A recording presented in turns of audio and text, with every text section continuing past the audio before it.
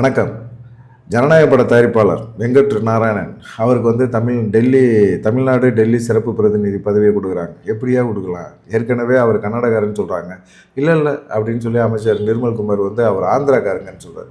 ஆந்திராக்காரங்களோ கர்நாடகாக்காரங்களோ எதுக்காகப்பா நீங்கள் அந்த பதவியை கொண்டு போய் அவங்களுக்கு கொடுக்குறீங்க? ஜனநாயக படம் தயார் பண்ணார், அது நஷ்டமாயிருச்சு, அது திரையரங்கில் வெளியிடாமல் விட்டுட்டாங்க, தடுத்துட்டாங்க, அவங்க வந்து எல்லாத்தையும் கேபிளில் விட்டுட்டாங்க அப்படிங்கிற மாதிரிலாம் சொல்லலாம். சரி, அதுக்கு பரிகாரமாக நீங்கள் வந்து எவ்வளோ நஷ்டம் அடைஞ்சாரோ அதை விட அதிகமாக நஷ்டத்தை ஈடு செய்கிற மாதிரி ஒரு பணத்தை கொடுத்து அவர் ஒதுக்கி விட்டுற வேண்டியது தானே. அதுக்குன்னு ஒரு முக்கியத்துவம் வாய்ந்த ஒரு பதவியை கொண்டு போய் ஒரு கர்நாடகாருக்கோ இல்லை ஆந்திராக்காருக்கோ கொடுக்கலாமா? தமிழனுக்கு கொடுக்க வேண்டிய ஒரு பதவிப்பா அது. அந்த பதவிக்கு ஆசைப்பட்டு தானே ஒரு வைகோ கூட இப்போ வந்து தாவேகாவோட கூட்டணி வச்சு ஏதோ நமக்கு ஒரு நல்ல பதவியை கொடுப்பாங்க, அமைச்சர் அதிகாரத்தில் நம்மளும் போய் உட்காருவோம் அப்படிங்கிற ஒரு எண்ணத்தில் தானே அவரும் போய் சேர்ந்தார் அப்படிங்கிற மாதிரி இருந்தது. இங்கே தான் முதலமைச்சர் விஜயோட மாசான ஒரு சில சம்பவங்கள்லாம் இருக்குது. ஏன்னா கடந்த முறை திமுக ஆட்சி வந்து என்ன செஞ்சாங்க, பாஜக மேலிடத்தோடு இணக்கமான ஒரு போக்கை கடைப்பிடிக்கல. அதனால் நிறைய நலத்திட்ட உதவிகள் வந்து வரவே இல்லை. என்ன பண்ணுறதுன்னே தெரியல. அவங்க காங்கிரஸை தூக்கிட்டு சுமந்த பிறகு டெல்லியோட இணக்கமான போக்கை கடைப்பிடிக்க வேணாம், நம்ம அங்கே காங்கிரஸுக்கு விசுவாசமாக இருப்போம் அப்படின்னு நினச்சி காங்கிரஸோட விசுவாசமாக அவர் இருந்தார். அதனால் நிறைய தமிழ்நாட்டுக்கு வர வேண்டிய நிதிகள் எல்லாமே தடைப்பட்டு போச்சு. காங்கிரஸை கழட்டி விடுங்க அப்படின்னு சொல்லி அப்போவே வந்து பாஜக திமுகவுக்கு ஒரு அழுத்தத்தை கொடுத்தாங்க. திமுக அந்த அழுத்தத்தெல்லாம் கண்டுக்காமல் காங்கிரஸ் தான் எங்களுக்கு முக்கியம்னு நினச்சிது. ஆனால் தேர்தல் முடிவுகள் மாறின பிறகு காங்கிரஸ் சொல்லாமல் ஓடி போய் தாவேகாவோட டமான்னு சேர்ந்துட்டாங்க. அப்போ அந்த காங்கிரஸை தூக்கிக்கிட்டு தமிழ்நாட்டுக்கே நிறைய இழப்புகளை சந்தித்த போது கூட காங்கிரஸை விட்டு கொடுக்காமல் இருந்தாங்கல்ல, அந்த ஒரு நன்றி உணவு கூட காங்கிரஸுக்கு இல்லை. ஆனால் இப்போ காங்கிரஸ் எங்கே போய் சேர்ந்துருக்கு? தாவேகாவோட சேர்ந்துருக்கு. ஆனால் தாவேகா காங்கிரஸை வைக்க வேண்டிய இடத்துல வச்சுருக்காங்க. அவ்வளோதான். இந்த இடத்துல எங்கே வைக்கணுமோ அங்கே வச்சுட்டு அப்படியே டிஸ்டன்ஸை மெயின்டைன் பண்ணிக்கிட்டு இருக்காரு முதலமைச்சர் விஜய். மத்திய அரசோட இணக்கமான போக்கை கடைப்பிடிக்கணும். நிர்வாக ரீதியாக நிறைய விஷயங்களை நம்ம டெல்லியிலேருந்து வர வைக்கணும். அதுக்காக தான் நம்ம வந்து தமிழ்நாடை பொறுத்த வரைக்கும் டெல்லியை பகச்சிக்க முடியாது அப்படிங்கிற ஒரு விஷயத்தில் இருக்கார். ஏன்னா தமிழகத்துக்கு கிடைக்க வேண்டிய நிதி கிடைக்கணும், அதுவும் முறையாக கிடைக்கணும். அதை வச்சு தான் பல திட்டங்களை வந்து நிறைவேற்ற முடியும். மக்களுக்கான திட்டங்களை நம்ம அறிவிக்கிறது மட்டும் இல்லை, நிறையா திட்டங்களை நிறைவேற்றுறதுக்கும் நம்ம இது பண்ணணும் அப்படின்னு நினைக்கிறாரு. அதை தாண்டி நிதிய கூட்டத்தில் போகும்போது கூட நிர்வாக ரீதியாக இணக்கமான போக்கை நாங்கள் கடைப்பிடிப்போம் அப்படிங்கிற ஒரு மெசேஜையும் டெல்லிக்கு தெரிவிச்சுட்டு வந்திருக்கிறார். அதன் மூலமாக என்ன சொல்ல வர்றாரு? இதன் மூலமாக அவர் டெல்லியை பகச்சிக்கவே விரும்பலை. அதே சமயத்தில் காங்கிரஸ் நம்ம கூட கூட்டணியில் இருக்குது அப்படிங்கிறதுக்காக காங்கிரஸை ஒரு டிஸ்டன்ஸே மெயின்டைன் பண்ணுறாரு. இது காங்கிரஸுக்கே வந்து ரொம்ப கஷ்டமான ஒரு விஷயமாக தான் இருக்குது. சரி, இப்போ வந்து தமிழ்நாட்டில் இருக்கிற ஒருத்தங்களை இப்போ வைகோவே எடுத்துக்கங்க, அவர் தாவேகா சைடு வந்துட்டார். அவருக்கு வந்து இந்த பதவியை டெல்லி சிறப்பு பிரதிநிதி பதவியை கொடுத்துடலான்னு வச்சுக்கோங்க. அவர் என்ன செய்வார்? மாநில உரிமை, மாநில சுயாட்சி அப்படி இப்படின்னு அவர் பேசியே கெடுத்து விட்டுருவார். மத்திய அரசுக்கு ஒரு டென்ஷன் ஆக்கி விட்டு நமக்கு வர வேண்டிய தமிழ்நாட்டுக்கு வர வேண்டிய நிதியை கெடுத்து விட்டுருவார் அப்படிங்கிற ஒரு பயம் கூட அவங்களுக்கு இருந்துக்கிட்டே இருக்குது. ஆனால் வந்து என்னென்னா, இவர் இப்போ வெங்கட் நாராயணா இருக்கார்ல, இவர் விஜயோட நண்பர். மத்திய அரசோட இணக்கமான போக்கை வந்து தொடர்வார். ஏன்னா விஜய்க்கு எதிராக அவர் எதுவுமே செய்ய மாட்டார். இப்போ ஏன் வெங்கட் நாராயணன் பேரை வந்து அவர் டிக் பண்ணார் அப்படின்னா, இந்த படம் வந்து தயாரித்து ஜனநாயகம் படம் வந்து பயங்கர லெவலில் போகக்கூடிய படம். ஆனால் அது ஒரு மாதிரி ஆயிடுச்சு, ரிலீஸ் ஆயிடுச்சு அப்படின்னா நான் கோர்ட்டுக்கு போட்டுமா அப்படின்னு விஜய்கிட்ட கேட்டார். விஜய் பொறுங்க பார்த்துக்கலாம் அப்படின்னு சொன்ன பிறகு அமைதியாகிட்டார். அந்த ஒரு விஷயந்தான், நம்ம சொன்னது ஒரு வார்த்தைக்காக வெங்கட் நாராயணன் வந்து எதுவுமே பண்ணாமல் அமைதியாகிட்டார்ல, அந்த ஒரே காரணத்துக்காக தான் இவர் இப்போ டெல்லி சிறப்பு பிரதிநிதியாக வந்து வெங்கட் நாராயணனை நியமனம் பண்ணியிருக்காரு அப்படின்னு சொல்கிறாங்க. ஆனால் உண்மையிலே வந்து இவர் படம் தயாரிக்கிறது மட்டும்தான் பண்ணுறாரு அப்படின்னா, ரியல் எஸ்டேட் செம்மையாக பண்ணுறாரு, ரியல் எஸ்டேட்டில் பூந்து விளாண்டுக்கிட்டு இருக்கிறாரு அப்படின்னு சொல்கிறாங்க. உண்மையிலே இவருக்கு வந்து ஆந்திரா தான் பூர்வீகம், வந்து ஆந்திரா தான். சார்ட்டர்ட் அக்கௌண்ட் தெரிஞ்சவர்.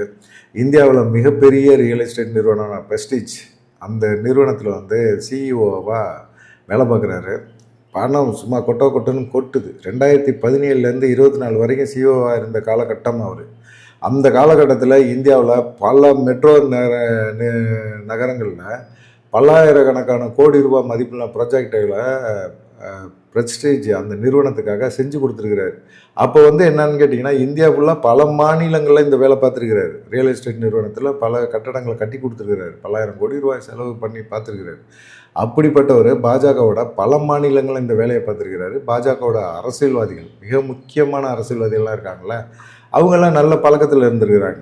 அதனால வெங்கட் நாராயணாவை பொறுத்த வரைக்கும் பாஜகவில் நிறைய ஆட்கள் வந்து அவரோட அமைச்சர்கள் தொடர்பில் இருக்காங்க. இவரும் அந்த ரியல் எஸ்டேட் நிறுவனத்தில் இருந்தனால அவருக்குமே வந்து நல்ல லிங்க் இருக்குது. இப்படி பல லிங்க்குகளை வச்சு தான் அவரும் பார்த்தாரு. சரி, அது இல்லாமல் இந்த ப்ரெஸ்டீஜ் நிறுவனம் இருக்குல்ல, தேர்தல் பத்திரம் அப்படின்னு சொல்லி தேர்தல் நெருக்கத்தில் கொடுப்பாங்கள்ல, அப்படி எல்லா கட்சிகளுக்குமே அவங்க நிதி நிறைய பெரிய அளவில் கொடுத்துருக்குறாங்க.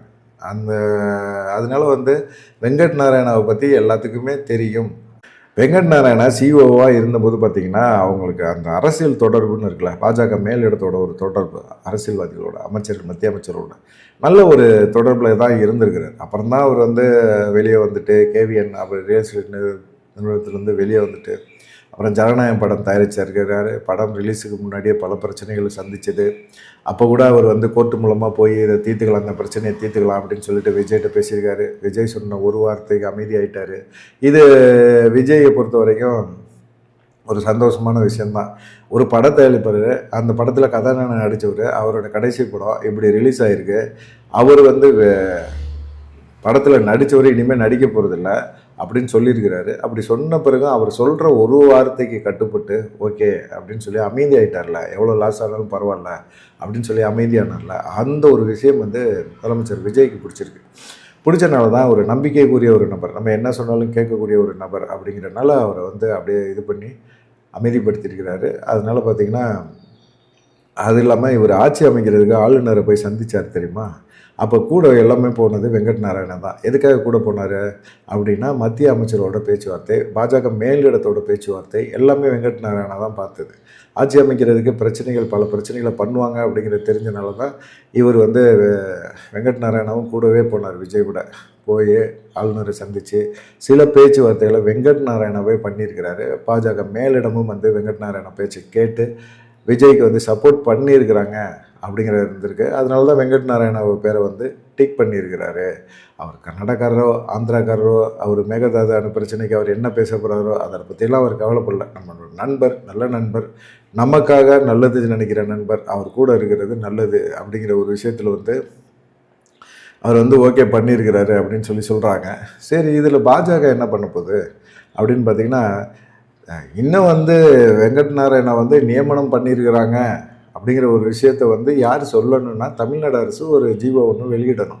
ஆனால் ஜீவோ வந்து தமிழ்நாடு அரசு வெளியிடவே இல்லை. ஆனால் அதுக்கு முன்னாடியே வந்து என்ன செஞ்சிட்டாரு, பாஜகவோட மாநில தலைவர் நயினா நாகேந்திரன் இந்த விஷயத்தை போட்டு உடச்சிட்டாரு.